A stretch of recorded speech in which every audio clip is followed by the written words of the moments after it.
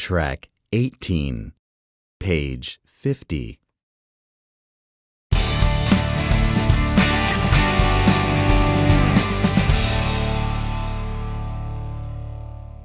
So, Armin, why did you want to meet so urgently today?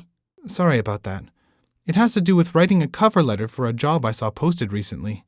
Why? I thought you were happy working at Visage. Are you honestly thinking of leaving to go somewhere else? Of course I love working there. My clients are extremely nice and I get paid fairly well. Okay, so what's the problem? I spoke to Kenneth yesterday and he told me that one of the busiest spas in Boston is looking for an experienced esthetician. So I've thought of applying. Boston? Do you seriously want to move there? You know how I've been talking about living there? This would be my opportunity, since I wouldn't have to worry about looking for work when I get there. How about a place to stay? Kenneth is looking for a roommate, so we'll be able to share all the expenses. When are you going to send your CV? It's close to the deadline, so it has to be as soon as possible. This is why I wanted to discuss this with you so quickly.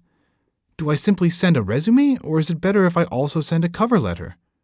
A few years ago, it was sufficient to simply send your resume, but today employers want to get a better image of a candidate before they decide who they should consider for an interview. They may not look at your CV if you don't send a letter.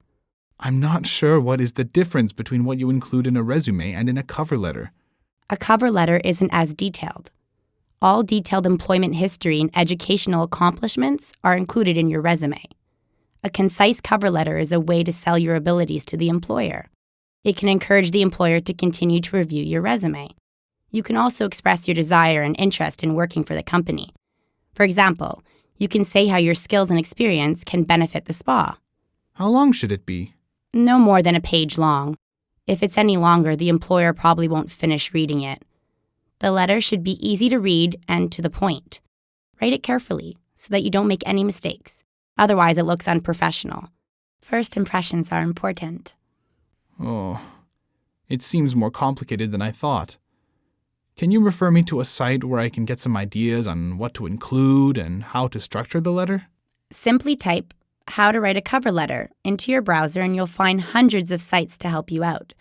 They'll also give you advice on what to avoid putting in your letter. Does it have to be in a particular format? It all depends on the place you're applying to.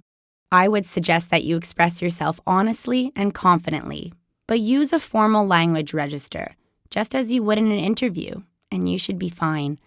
This way, the employer sees you as a serious candidate. It's worth a try. Thanks. I knew I could count on you. Your clients won't be happy with the news, but I've always wanted to see Boston. If you get the job, I'll have a place to stay.